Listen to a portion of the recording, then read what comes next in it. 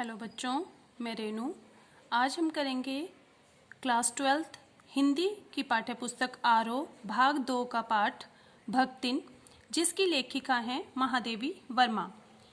महादेवी वर्मा की ये जो यहाँ कहानी दी गई है, ये पाठ उनका एक संस्मरणात्मक रेखा चित्र है जो स्मृति की रेखाओं में संकलित है। और इस पाठ में महादेवी वर्मा जी ने अपनी सेविका, जो उनकी सेवा करती थी, उनके घर में काम करती थी, भक्तिन, उसके अतीत और वर्तमान का परिचय देते हुए उसके व्यक्तित्व का बहुत ही दिलचस्प सा एक खाका खींचा है। महादेवी वर्मा के घर में काम शुरू करने से पहले उसने कैसे एक संघर्षशील, स्वाभिमानी और कर्मठ जीवन जिया और किस तरीके से पितृसत्तात्मक मान्यताओं की कि हमारा समाज जो है वो पुरुष प्रधान है, पितृसत्तात्मकता होती है, उसमें छल छदम से भरे हुए समाज में अपने और अपनी बेटियों के हक की लड़ाई वो लड़ती रही और उसमें हार कर कैसे जिंदगी की राह को पूरी तरह बदल लेने के निर्णय पर वो पहुंची। और इसका अत्यंत ही संवेदनशील चित्रण इस पाठ में लेखिका ने किया है। और इसके साथ ही भक्तिन महादेवी वर्मा के जीवन में आकर एक छा जाने वाली एक ऐसी परिस्थिति के रूप में दिखाई पड़ती हैं कि जिसके कारण लेखिका के व्यक्तित्व के भी कई अनछुए आयाम प्रकट होते चले जाते हैं। और इसी कारण उन्होंने अपने व्यक्तित्व का जरूरी अंश मानकर वो भक्तिन को लेखिका भी अब नहीं खोना चाहती और पूरे पाठ की को परिस्थिति अक्खड़ बनी, पर महादेवी वर्मा के प्रति वो उनकी जो आत्मीयता थी भक्तिन की और उनका सेविका का जो उन्होंने अपना काम किया, वो पाठ में बहुत ही उसका संवेदनशील वर्णन किया है। अब हम देखते हैं इस पाठ के मुख्य पात्र। पाठ की सबसे मुख्य पात्र है लक्ष्मण, जिसका बचपन का नाम लक्ष्मण था और महादेवी वर्मा के पास काम शुरू करने के बाद महादेवी वर्मा के द्वारा रखा गया उसका नाम भक्तिन। उसके घर में उसकी सास, जेठानियाँ, जेठ और पति और उसकी सौतेली माँ, 3 बेटियां हैं और लेखिका। सबसे पहले हम पाठ का जो पहला संस्करण है उसमें हम देखते हैं जो लेखिका भक्तिन है, भक्तिन का बचपन का नाम लक्ष्मण था। माता पिता की बहुत लाडली संतान होने के कारण पिता ने इनका नाम लक्ष्मण रखा था। और लक्ष्मण, जैसा हम जानते हैं कि लक्ष्मी का प्रतीक है, पर इन्होंने कहा कि ये हमेशा ही अपने नाम का विरोधाभास लेकर जीती रही, क्योंकि बहुत छोटी उम्र में माँ के गुजर जाने के बाद सौतेली माँ ने इनका 9 वर्ष की उम्र में ही इनका विवाह कर दिया, ताकि उन्होंने इस बेटी को बोझ के समान माना और 9 वर्ष की छोटी उम्र में ही उसका विवाह कर दिया।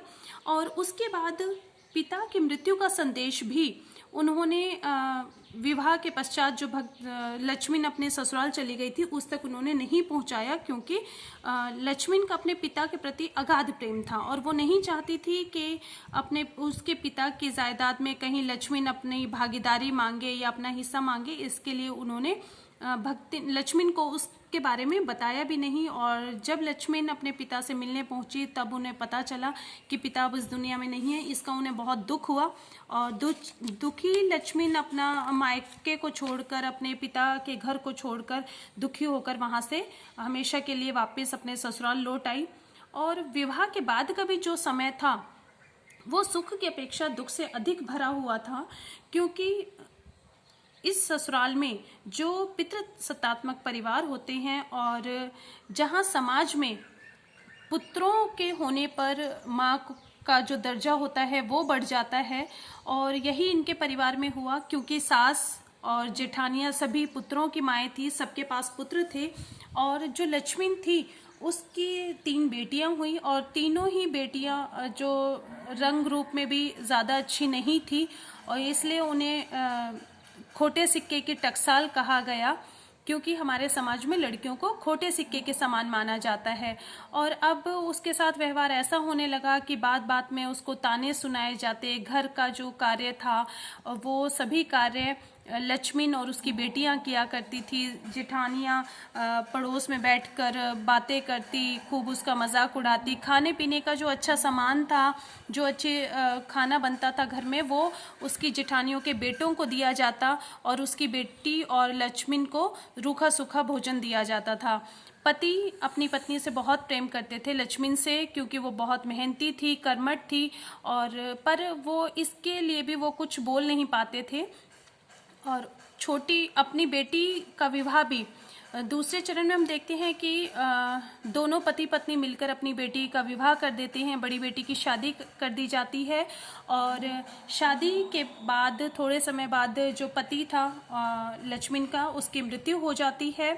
और पति जो है वो खेलते हुए परिवार को, अच्छा खासा परिवार था और जिसमें एक बेटी की शादी कर दी गई थी, 2 बेटियां भी थी कवारी, और उसके साथ साथ अभी तक लक्ष्मण की उम्र थी 29 साल की और वो स्वर्ग सिधार जाते हैं। और उसकी इस अवस्था को देखकर जो घर परिवार के और लोग थे, जैसे जेठ और जेठ के लड़के, उनका ये मानना था कि यदि अभी इनकी शादी कर दी जाए, ये दूसरी जगह चली जाए, तो इस पूरी ज़मीन जायदाद पर उनका कब्जा हो जाएगा, क्योंकि लक्ष्मण और उसके पति ने अपनी कड़ी मेहनत से अपने घर परिवार के साथ साथ अपने खेतों खलिहानों को बहुत सुंदर बना दिया था। और उनके जो गाय भैंसें थी वो भी बहुत हष्ट-पुष्ट थी, उस पर उनकी नज़र रहती थी कि किस तरीके से उन्हें वो सारी चीज़ें मिल जाएं। पर लक्ष्मण जो है उनकी बातों में नहीं आई और उसके साथ साथ अब दोनों बेटियों की भी उसने शादी कर दी। दोनों बेटियों की शादी करने के बाद अपने घर परिवार को संभाला और उसके साथ साथ उसने जो बड़ी बेटी का जमाई था, जो उसका पति था, उसको अपने घर में घर जमाई बनाकर रख लिया और परिवार चलाने लगी। परंतु कुछ समय बाद उनके दुर्भाग्य ने फिर उन पर कब्जा डाला और बड़ी बेटी भी उनकी विधवा हो गई।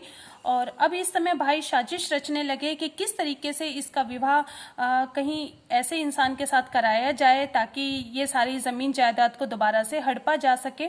और इसके लिए उन्होंने एक साजिश रची कि जो गांव का एक तीतरबाज व्यक्ति था उसको लाकर कमरे में बंद कर दिया और वहीं वो बेटी भी थी उसकी।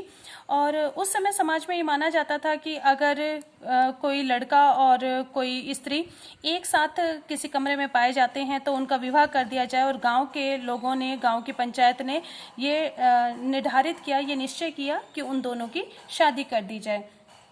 बेटी को मजबूरीवश वो फैसला मानना पड़ा और उसकी शादी उसके साथ कर दी गई। अब जो जिस लड़के के साथ शादी हुई थी वो तीतरबाज तो था ही, वो शराब पीता और इस तरीके से करके उसने अपना घर परिवार सब कुछ बर्बाद होने लगा था। घर पे कर्जा होने लगा था, घर की जो ज़मीन जायदाद थी वो सब समाप्त होने लगी थी। और एक बार जमींदार ने लक्ष्मण को बुलाकर उसका अपमान किया, उसे धूप में खड़े रखा, जिस अपमान को वो बर्दाश्त नहीं कर पाई और सब कुछ छोड़कर अपने कमाई के इरादे से वो शहर आ गई। शहर में आने के बाद भक्तिन के जीवन का एक नया चरण शुरू होता है। और यहाँ आने के बाद जब लेखिका के घर में वो काम मांगने गई तो लेखिका के द्वारा जब उसका नाम पूछा गया तो उसने अपना नाम बताने से मना किया और कहा कि मुझे इस नाम से ना बुलाया जाए, क्योंकि वो अपने नाम का विरोधाभास लेकर जी रही थी, क्योंकि नाम के अनुसार उसे जीवन में कभी भी लक्ष्मण वो नहीं बन पाई थी।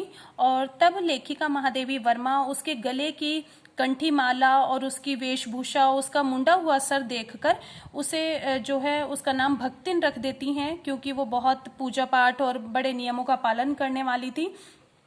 यहाँ आने के बाद अब लेखिका के जीवन में भी बदलाव आने शुरू हो जाते हैं, क्योंकि लेखिका बड़े सलीके से रहती थी और सब अच्छे तरीके से रहती थी। पर यहाँ पर जब महादेवी वर्मा के जीवन में जैसे ही भक्तिन आती है तो भक्तिन जो थी थोड़ी सी चालाक थी, गलत बातों को भी अपने किसी न किसी तरीके से मनवा लेती थी, नियमों का पालन करने वाली थी। अपने चूल्हे चौके के स्थान पर अपनी रसोई में वो किसी को भी कदम नहीं रखने देती थी। खाना भी प्रारंभ में जब उसने बनाना शुरू किया तो वो गांव के जैसा, जैसे गांव में खाना बनाते हैं, मोटी रोटियां वो बनाती थी, गाढ़ी दाल बना देती थी, जो लेखिका को शुरुआत में बिल्कुल भी नहीं भाती थी। पर धीरे धीरे उसे भी वो सारी चीज़ें ठीक लगने लगी। और जो लेखिका की सेविका थी यहाँ पर अब भक्तिन, वो सिर्फ बहुत स्वामी भक्त थी।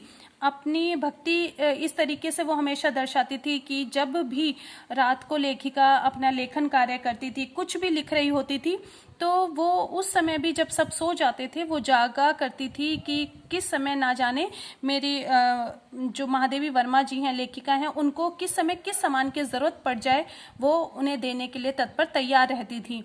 और वो हमेशा उनके साथ एक परछाई की तरह उनके साथ रहती थी। अगर वो डरती थी तो सिर्फ जेल से, कारागार से। और इसके लिए महादेवी वर्मा के जो मित्र थे, उनके घर आने वाले जो व्यक्ति थे, वो सब उसका मजाक भी उड़ाया करते थे कि जब महादेवी वर्मा तो अब जेल जाएंगी और तुम्हें भी उनके साथ जेल जाना पड़ेगा। और समय के अनुसार कुछ परिस्थितियाँ ऐसी बनी तो कि उन्हें वहाँ से मतलब जाने की परिस्थितियाँ बनी कि कहीं जेल की स्थिति ना हो जाए, तो महादेवी वर्मा को वो अपने साथ गांव ले जाने के लिए मनाती हैं कि मेरे साथ गांव चलो, वहाँ पर मैंने कुछ पैसे भी रखे हैं और मैं आपका खाने पीने का सब इंतज़ाम कर दूंगी। इस तरीके से हम देखते हैं कि लेखिका हर वक्त महादेवी वर्मा जो हैं उन अपने साथ ही उनको रखा करती थी। उनकी जो भी भक्तिन उनकी सेवा भाव से अपने सभी काम करती थी और उनके लिए हर समय अपनी सभी चीज़ों के लिए वो तैयार रहती थी। एक बहुत अच्छी सेविका बनी वो, जिसकी यहाँ तुलना भी की गई है कि वो बिल्कुल स्वामी भक्त थी, हनुमान के समान ही थी वो, जो अपनी मालकिन के लिए अपनी जो जिनके यहाँ वो काम कर रही थी उसके लिए हर वक्त वो तैयार रहती थी। और अंत में हम देखते हैं कि लेखिका जो प्रारंभ में नहीं चाहती थी कि भक्तिन की जो आदतें थी वो उन्हें अच्छी नहीं लगती थी, पर धीरे धीरे उन्हें लगने लगा कि अब उनका भी उनके जीवन में वो एक परछाई की तरह थी और वो अब अपने व्यक्तित्व का जरूरी अंश मानने लगी थी भक्तिन को, और उसे वो खोना नहीं चाहती थी। वो सोचने लगी थी अंत आते आते कि ना जाने कि यदि भक्तिन नहीं होगी तो मेरा क्या होगा।